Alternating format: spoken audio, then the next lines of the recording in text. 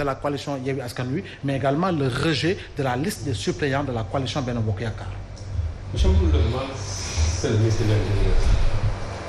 C'est lui le mal. Pourquoi? Non, parce que c'est un ministre partisan.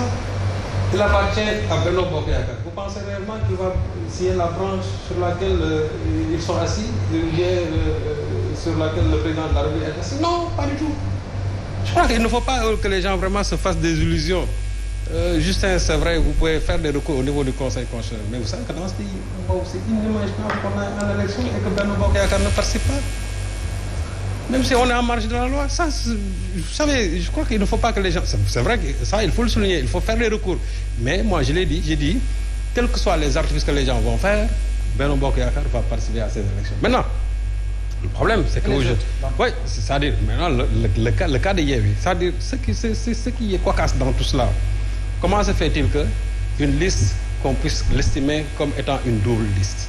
Parce que dès l'instant que vous parlez de la liste des suppléants, ça signifie qu'aujourd'hui, on n'a plus une liste, on a deux listes. On parle de la liste proportionnelle, on parle de la liste, comment dirais-je, la liste des suppléants. Or, il n'y en a pas. Parce que le problème aujourd'hui, si vous déposez une liste où il n'y a pas de suppléants, on vous dit que la liste est incomplète. Et on invalide la liste devient irrecevable. Donc aujourd'hui, on ne peut pas dire que la liste des suppléants, ça veut dire que donc ici, on a l'impression qu'il y a une séparation des listes. Or, je crois que la liste des suppléants et la liste des titulaires, c'est une seule et même liste. Et donc, vous pensez que c'est une parade sortie pour... Oui, mais c'est tout simplement ça. Vous savez que la DGE, et ça aussi, vraiment, je suis au regret de voir que quelqu'un comme Tiendel, qui vraiment depuis fort longtemps se trouve à la direction générale des élections, que aujourd'hui, tout le travail qu'il a pu accomplir dans le cadre des élections, ce travail-là est en train d'être noirci par son ministre de l'Intérieur. Parce qu'on le dise ou non, le patron aujourd'hui de ces élections, c'est le ministre de l'Intérieur. Mais que fait la Sénat là-bas? La Sénat n'a aucun pouvoir. J'ai l'impression même que les gens oublient même de... Les gens ne parlent même pas de la Sénat. Quel est le rôle de la Sénat dans tout ça? Mais absolument rien. Du point de vue de l'interprétation de la loi par rapport au texte écrit, la Sénat... Bon, c'est-à-dire, quand je parle de la Sénat, c'est-à-dire, moi je veux comparer la Sénat à l'ONEL. Regarde le travail que l'ONEL a accompli ici. C'est l'ONEL qui gère les élections. C'est qu'aujourd'hui, le mal, c'est le ministre de l'Intérieur qui gère les élections. Or, quand on parlait de la Sénat, c'était pour que la Sénat puisse elle-même gérer ces élections-là. C'est la raison. Bon, les gens parlent de CENI, Sénat, ça dépend tout simplement. L'essentiel, c'est le pouvoir qu'on donne à la dite structure. Aujourd'hui, tout simplement, la Sénat est devenue une spectatrice de ce qui se passe dans ces élections. Elle fait peut-être des notifications par-ci, par-là, mais la Sénat ne joue aucun rôle. Donc, aujourd'hui, le mal profond, c'est tout simplement le ministre de l'Intérieur, parce que c'est un ministre qui est partisan. Or, moi, ce que j'ai constaté, et là, je salue vraiment la clairvoyance d'Abdourahmane Diouf, qui, je crois, que dans une émission, avant la publication même des listes, disait qu'aujourd'hui, ce que le pouvoir tente de faire, c'est tout simplement essayer d'éliminer une liste de suppléants là-bas et en même temps éliminer la liste nationale de Yewwi. Mais exactement, ça s'est passé comme ça.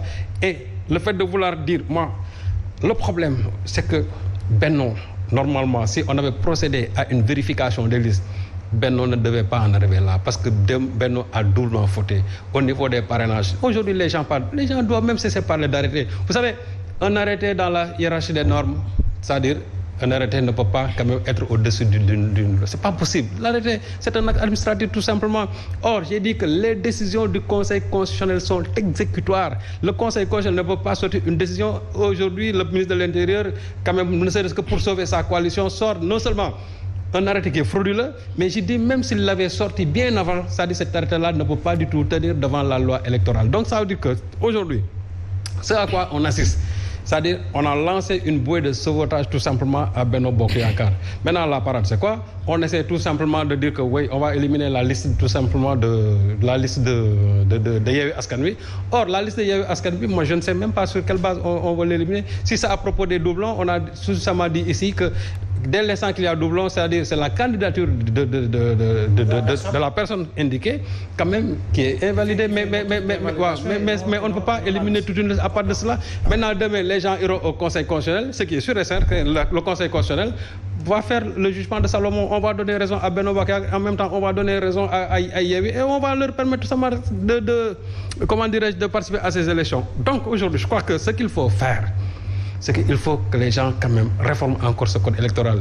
Et moi, je crois que même ce code, même s'il est imparfait, c'est ce code-là qui nous a permis d'en arriver aujourd'hui à organiser tant d'élections. Maintenant, dès l'instant que les gens veulent utiliser ce code électoral, ne serait-ce que pour exclure des candidats ou bien pour exclure des coalitions, c'est là où le problème commence à se poser. Parce qu'à vouloir de façon méticuleuse chercher des articles par-ci, par-là, des interprétations par-ci, par-là, ne serait-ce qu'aux seules fins, tout simplement, de vouloir exclure des coalitions ou bien des formations politiques, c'est là que le bas blesse. Alors Babacar, Justin, énième recours que la coalition comme ça dépose devant le Conseil constitutionnel, est-ce qu'aujourd'hui, compte tenu du fait que vous partagez pratiquement la même situation avec un bon nombre de coalitions dans l'opposition, est-ce qu'il ne serait pas plus judiciable pour vous, véritablement, d'aller vers la constitution, véritablement, d'une coalition beaucoup plus large pour demander véritablement le rétablissement de vos droits? Oui. Si tel est le cas, bien sûr. Oui, vous savez, relativement au second recours, aujourd'hui, notre mandataire a déposé ça au niveau du Conseil constitutionnel, conformément au dispositif de l'article 45 de la Constitution, qui nous a permis d'interpeller le Conseil constitutionnel, qui est un juge de droit.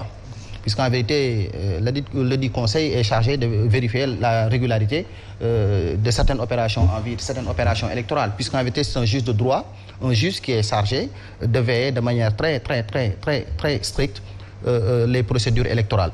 Mais aujourd'hui, ce qui est important, et ce qu'on doit noter, c'est que ce que le ministre de l'Intérieur a fait, c'est flagrant. C'est partisan.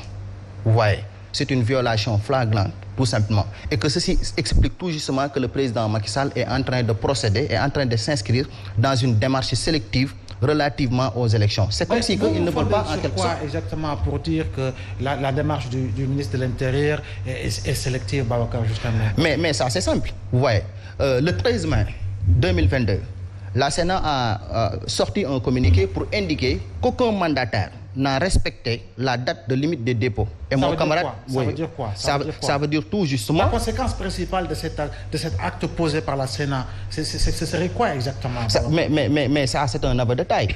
Puisqu'en vérité, si on tient compte des dispositifs du code électoral, normalement, ça ne devait pas se passer ainsi. Est-ce que cela devrait entraîner l'invalidation de l'ensemble des listes qui ont été déposées au niveau de la Direction générale des élections? Effectivement, si on tient compte des dispositifs du code électoral, on doit en bloc, en détail et en toute conséquence, tout justement, annuler toutes les autres listes. Si on veut tout simplement appliquer la règle de droit, et la vocation de la règle de droit est de s'appliquer à tous. Pas de dérogation par rapport au dépôt, par rapport au retard constaté et par rapport au dépôt justement des listes. Oui, mon grand Abdoulaye, ça constitue en particulier, ça fait partie des vices de procédure et ça c'est flagrant. Maintenant, le ministre de l'Intérieur, au lieu tout simplement de venir tout justement dire le droit en ce qui l'interpelle, il a préféré sortir un arrêté partisan, un arrêté tout justement qui déjà, on connaît la scène avant le lever des rideaux, parce que c'est un arrêté non seulement qui est prêt, qui démontre tout justement que le régime en place n'est pas encore prêt à faire face à des adversaires de taille, à des adversaires sérieux. Et ceci n'en date pas tout simplement d'hier. On a vu ce qui s'est passé avec le Conseil constitutionnel. Lorsque la grande coalition Gëm Sa Bopp a été recalée, qu'est-ce qu'ils ont dit? Lorsqu'on a déposé un recours, ils ont dit que nous, on ne leur a pas donné de preuves. Et que ceci a été démontré à travers des illustrations bien concrètes. Et qu'en tant que juge de droit, en tant que juge constitutionnel, en tant que chargé de veiller à la régularité de ces opérations, nous leur interpellons. Nous leur interpellons, puisqu'en vérité, ceci peut entraîner un déséquilibre, ceci peut entraîner une instabilité de ce pays. Parce que c'est totalement flou. Vous voyez, des fois, il y a un communiqué de la Direction générale des élections. Vous voyez aussi, il y a un arrêt du Conseil constitutionnel, une décision. Vraiment, c'est de la cacophonie. Ils ne parlent pas tout simplement le même langage. Alors, mais de ce point de vue, Mohamedou Dieng, est-ce que l'opposition, de manière générale, a écouté pour bien entendre l'appel de la société civile? Je prends l'exemple du doyen Alioune Tine, fondateur d'Africam Jom Center, qui a plaidé pour la validation de l'ensemble des coalitions qui ont eu à déposer leur dossier de candidature au niveau de la Direction générale des élections. Déjà, nous remercions le doyen Alioune Tine pour les actes qu'il ne cesse de poser pour la stabilité de ce pays-là. Mais je dis, le doyen l'a dit, il y a la hiérarchisation des normes juridiques, mais il y a également la loi qui prévoit surtout. Et nous demandons au doyen Alioune Tine et à toutes les parties prenantes qui sont dans ce pays-là, s'ils doivent lever propos sur cette situation-là, c'est de demander l'application totale et effective de la loi. Et cela aura comme effet immédiat la disqualification de la coalition de la liste de la coalition Benno Bokk Yakaar et le rétablissement de la liste de la coalition Yewwi Askan Wi. Maintenant, vous savez, il faudrait que l'on apprenne un peu à se rappeler du passé. Je rappelle qu'il y a eu le code consensuel du feu Kéba Mbaye, que Dieu ait pitié de son âme, qui a été élaboré en 1991, mais qui découlait des événements électoraux de 1983 et de 1985, si je me trompe. 88 et de 1988.